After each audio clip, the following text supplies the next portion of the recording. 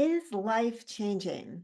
Is the earth under your feet rumbling and shifting and changing? Yes, it is, because we have an eclipse coming up on the 17th.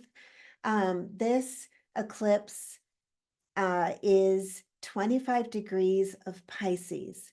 So wherever you are positioned in your chart, wherever you have 25 degrees of Pisces, that's where the excitement is, that's where the action is. This full moon is in between very different energies, in between Saturn, and Saturn has been in Pisces for a while and has a little more to go. Saturn is structure. It's the crystallizing, slowing down into form. Oddly, it's in Pisces, which is, it tends to deal with emotions and formless things and energies and all of that, spiritual things, karma, subconscious stuff. Sometimes I call this the mud that we feel motivated by, but we don't know why. But Saturn is in Pisces, so Saturn has been working on that, what I just said, working on our boundaries, working on where I end and where you begin. What am I energetically consenting to? And this is a really huge topic that we are going to be dealing with through this next year, because it's the last degree of Neptune. This moon is between Saturn, the crystallizer, and Neptune, the dissolver of egoic things.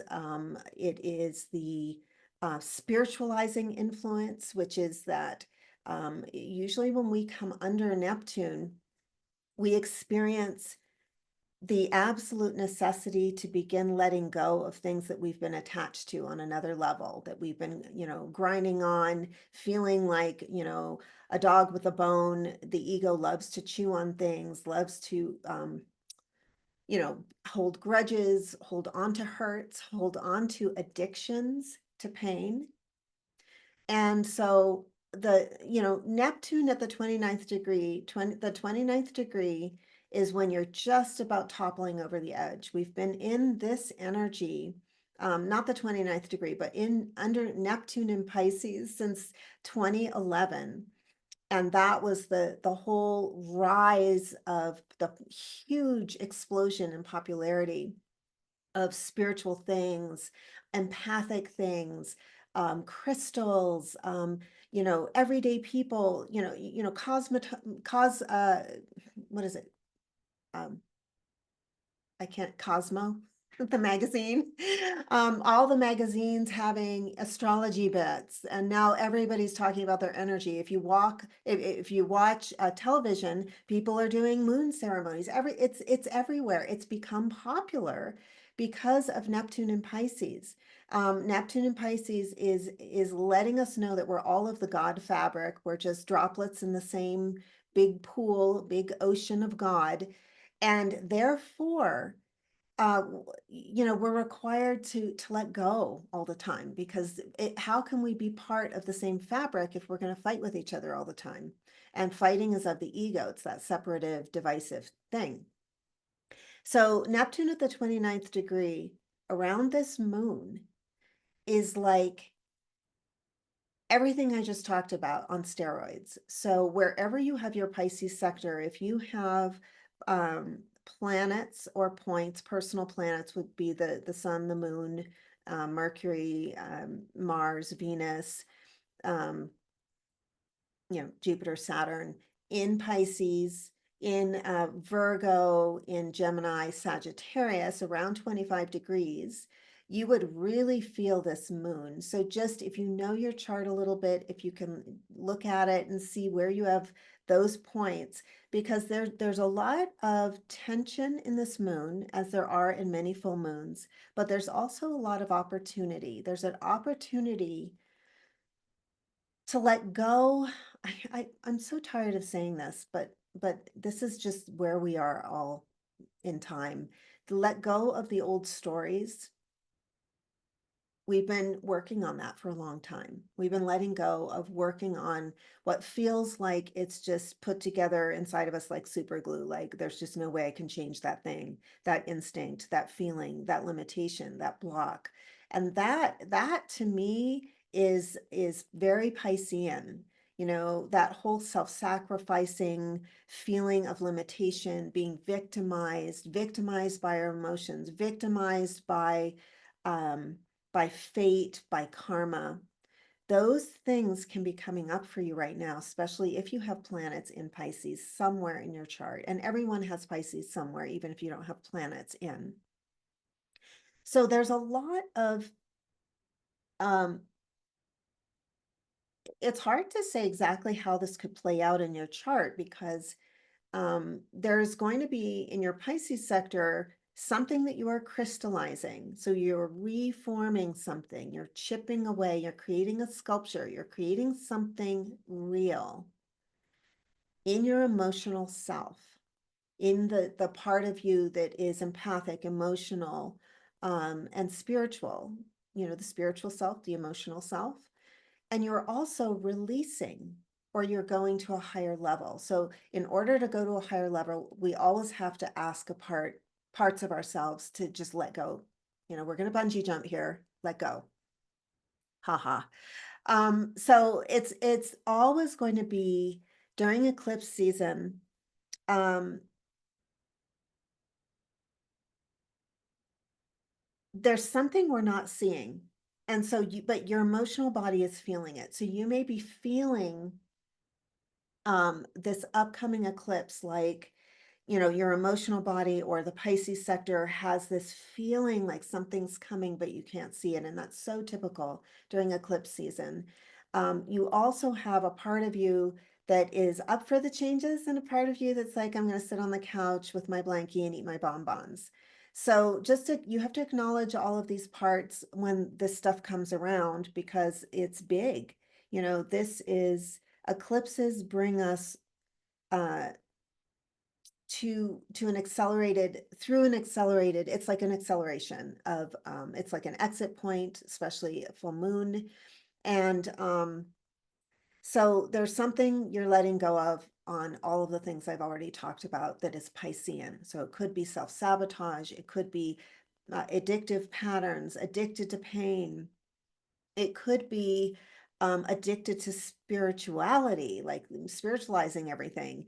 I can't say exactly what it is for you because each of us experiences this a little bit differently, but there is like a really final letting go and a fruition because full moons always have fruit, but the eclipse portion of this is really, you know, a high-speed elevator taking you to another level. Um, We are, prior to the eclipse, coming into um, a grand Earth trine. So the Sun in Virgo, Pluto, 29 degrees of Capricorn. We're back there for 2 months just to complete our power dynamic issues in the Capricorn sector. And then Uranus. And Uranus is this energy of brilliant new ideas, disruptions, disruptive elements coming through, breaking glass, breaking through things for innovation. And so we have, you know, the Sun in Virgo is constructive and analytical. So, and the trine is this, you know, it's this triangular shape that is very effortless. So look for, or just be aware of the opportunity for earthly grounded actualized manifestations, because that is really what this energy is, you know. And as we come toward the full moon on the 17th, this grand trine is speaking very nicely to this full moon eclipse. So whatever is being let go of, whatever's coming to fruition is to be recognized, felt, and acknowledged and loved, ideally. And we are also going to be able to manifest some form of innovation that comes with this release. Neptune is like that rules art, film, writing, music. Neptune and Pisces uh, is extremely like it's so there's so much creativity around this energy of the full moon that it is likely to be something that is going to really lift your consciousness into the stratosphere, into new dimensions, really, because Neptune is interdimensional. It's unseen, but it's interdimensional. So you feel it, and it's very psychic because you become aware of things that you hadn't become aware of before. Um, what else can I say? It's square Jupiter. Mm. Yeah, we have Jupiter and Gemini, which wants to, has so many ideas. So many ideas are coming to us right now. And, the issue, Saturn and Neptune has a really long influence, but Saturn's holding sway there and saying, hey, is this an idea that's usable to you? Is this on your path? Does this idea light up your being? Because Pisces is all about the feeling, and it's when it's with Neptune, it's the highest expression of that creative and spiritual self. So it really runs the gamut between letting go of the victim self, the victimized self, which is the whole age of Pisces thing. And it's Pisces, it's the final letting go. Oh, this karma, it's so heavy, I'm going to let it go. And then it's moving into the stratosphere of the realization that you are a spiritual being who is just dreaming through this reality and having this experience, but you're also at the controls, and you can begin to look at exactly what it is that you are constructing, that you are crystallizing, what belongs in your universe to be crystallized.